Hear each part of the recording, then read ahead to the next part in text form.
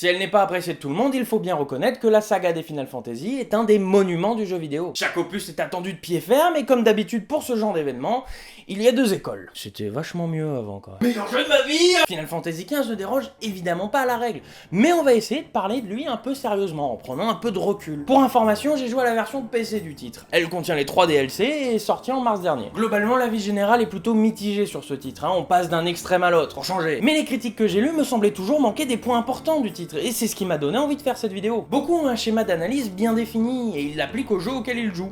Un peu comme un barème. Ce genre d'analyse est nécessaire, elle permet une comparaison avec d'autres titres du genre. Mais s'y cantonner, c'est prendre le risque de passer à côté de certaines choses que le jeu a peut-être voulu vous montrer, au-delà des éléments de gameplay et de scénario. Vous savez ce qu'on considère aujourd'hui comme des chefs-d'œuvre?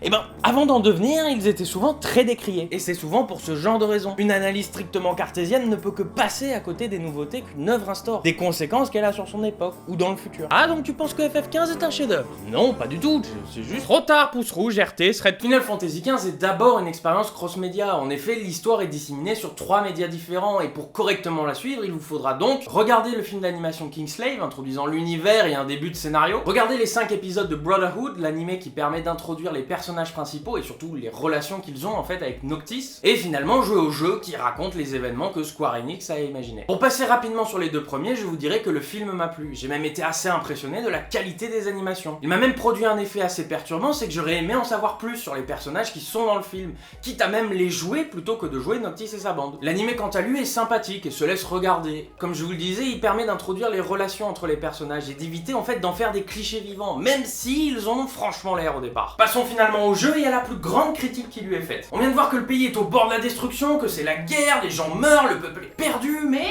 On pousse une voiture en panne d'essence et on prend des photos du paysage. La cohérence. D'un côté, on a le scénario voulant mettre en avant un côté épique, un côté où vraiment on est au bord du gouffre et on n'a pas le temps, et de l'autre, le jeu fait le contraire. On nous pousse à prendre notre temps, à voyager, à explorer et au final, à profiter de ce jeu. Personnellement, j'ai ressenti ce décalage comme si le jeu n'était pas un tout, mais plutôt deux faces d'une même pièce, voulant chacune nous faire vivre quelque chose de différent et n'arrivant au final jamais à se mettre d'accord, se tirant même plutôt dans les pattes, et tenter qu'une pièce puisse avoir des pattes. Alors au mieux on passe outre, là où d'autres, trop déstabilisés, préfèrent arrêter les fréisies. Car si ce sentiment existe surtout au début du jeu, les incohérences reviennent parfois toquer à la porte du scénario. Mention spéciale au commandant impérial que l'on capture dans un fort.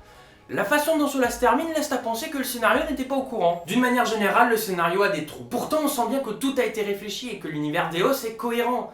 Du moins j'ai l'impression. Mais le jeu ne prend pas le temps de nous expliquer ce qui serait parfois essentiel. En général, j'aime bien l'idée de laisser quelques trous au scénario pour que le joueur puisse les combler lui-même, faire ses propres hypothèses. Mais là il manque des pages. Pour ceux qui ont suivi le développement du jeu, vous savez qu'il a été plutôt chaotique. Et malgré la douzaine d'années de gestation-développement, le jeu a été précipité sur certains points. Et c'est sur le scénario que ça se ressent le plus. Ce qui fait mal aux fans des Final Fantasy, c'est que la série jusqu'ici s'est popularisée grâce à ses scénarios, et à ses univers, tous forts, tous marquants. Malgré cela, si vous arrivez à passer outre les incohérences, le jeu vous racontera une belle histoire que je trouve à titre personnel à la hauteur de la saga. L'autre gros point noir du jeu, c'est sans doute ces nombreuses, trop nombreuses quêtes du type: tu peux aller tuer 12 monstres là-bas s'il te plaît? Ramène-moi des grenouilles. Un classique dans le genre RPG, mais qui devient de plus en plus lourdingue tant leur quantité semble être juste présente pour dire: c'est bon, on a le quota d'heures honorable pour finir le jeu à 100%. C'est bon, il vous faut 200 heures. 200 heures à chasser des grenouilles, mais 200 heures quand même. Si elles s'acceptent en général, on complémente quêtes plus intéressantes. Forcé ici de constater qu'elles représentent une trop grosse majorité. Mais sachez que parfois, certaines d'entre elles cachent une petite aventure dont on ne se doute pas au premier abord,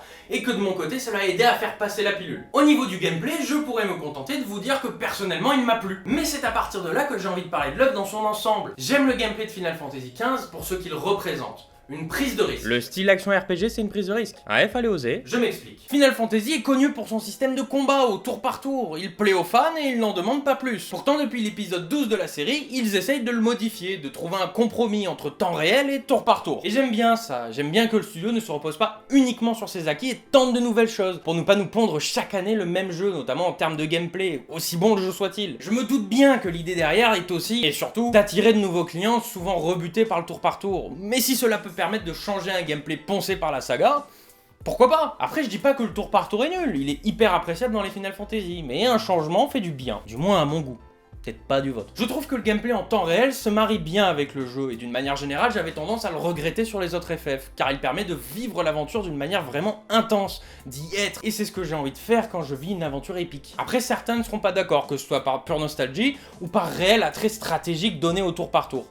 Et oui, ça se discute. Le système de combat est propre, simple à comprendre, et si on peut bourriner tout le long de la quête principale, il dévoile ses petites particularités lors de combats un peu plus exigeants. En revanche, qu'est-ce qui est arrivé à votre caméra? A-t-elle trop bu? Peut-elle nous faire revivre les pires moments du passage à la 3D? Certains critiquent la lisibilité des combats du jeu, mais ils sont très lisibles, c'est d'ailleurs un des points forts du jeu à mon sens. Mais la caméra gâche tout quand d'un moment à l'autre elle décide de passer derrière un buisson. Difficile alors de parler de lisibilité quand on ne voit plus rien. À mon goût, ce n'est pas le tour par tour qui fait l'essence des Final Fantasy, c'est plutôt les sentiments qu'elle transmet, que ce soit par l'histoire ou par les personnages, notamment leurs relations entre eux. Et on en arrive au point où je suis le plus en désaccord avec l'avis général, les personnages. On oublie les personnages 100% OSEF qui distribuent les quêtes FedEx. Non, là on parle des personnages principaux, Noctis, Ignis, Prompto et Gladiolus.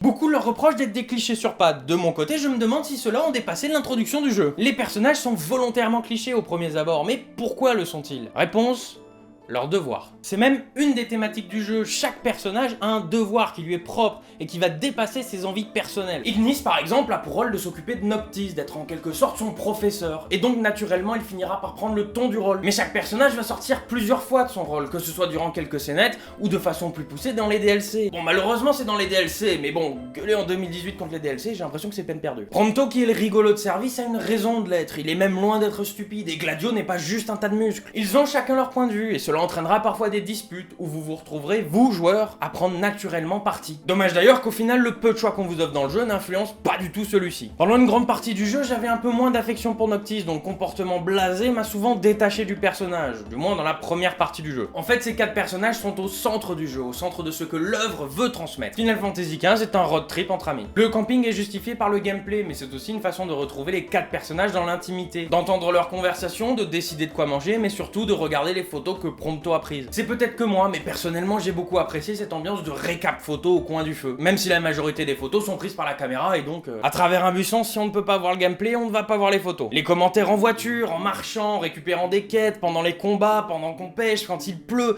tout cela rend les personnages plus vivants et leurs relations plus réelles. Bien que malheureusement cela finit par tourner en rond, à la triste manière des RPG. Malgré tout ce que l'on peut reprocher au jeu, je me suis attaché à cette bande d'amis. Et une fois la manette posée, quelle tristesse que de devoir dire adieu à mes compagnons de route. Mais j'en garde malgré tout un bon souvenir, et donc pour moi le pari de Final Fantasy XV est réussi, celui de proposer un voyage. D'ailleurs je considère que la Regalia, qui est la voiture qu'on utilise pendant le voyage, est un peu comme le 5e personnage principal. On pourrait en parler plus en détail, mais ce serait d'une certaine façon spoilé. La musique, car il faut en parler, est une réussite, elle aide à donner des tons à différents moments du jeu. Hammerhead par exemple, un petit coin perdu et tranquille où l'on s'arrête prendre volontiers un petit café. Je suis loin d'être un professionnel des OST dans les jeux, mais en écrivant cette vidéo, j'ai réécouté la bande originale de Final Fantasy XV, et je me suis rendu compte que chaque musique m'évoquait un lieu ou un moment du jeu. Je me devais donc d'en parler. Au final, j'ai aimé Final Fantasy XV pour son ambiance, ses différences et ses tentatives. Ce n'est pas mon FF préféré, ni je pense le plus réussi en termes d'histoire, mais il reste un moment agréable à mes yeux. Le jeu avait le potentiel d'incarner un renouveau dans la série, de devenir un nouvel emblème à côté de FF7. Mais il accuse de problèmes durant son développement et de certains choix pas franchement flatteurs pour la saga. Mais je pense qu'avec les années, il restera un bon Final Fantasy dont on apprécie refaire le voyage. De toute façon, chaque Final Fantasy se fait défoncer à sa sortie car ce n'est pas FF7. Il n'y a qu'à voir à l'époque de la sortie de Final Fantasy XII, tout le monde lui reprochait son gameplay trop différent et son histoire jugée trop plate. Le jeu n'était pas digne de la saga selon les dires. Son remake est sorti sur PS4 et allez voir, la quasi-totalité des commentaires lui mettent en avant son gameplay original et une histoire assez complexe. Le pouvoir du recul, ou de la nostalgie. Peut-être les deux. Final Fantasy XIII est en train de connaître la même chose, et je pense qu'à la sortie du prochain opus, on boudra le fait que X-Truc était quand même vachement mieux dans Final Fantasy XV. Hein. Ah, à l'époque c'était bien, hein. Ah si c'était du jeu madame. Hein. Ah ouais mais là c'est trop différent, tout change. Tout sous le camp madame. Putain. D'une manière générale, faites-vous votre propre avis sur ce jeu, et probablement que vous ne serez pas du mien. Mais c'est normal, chacun vit ses voyages différemment. Ils peuvent être de bons souvenirs, tout comme désastreux. À la prochaine.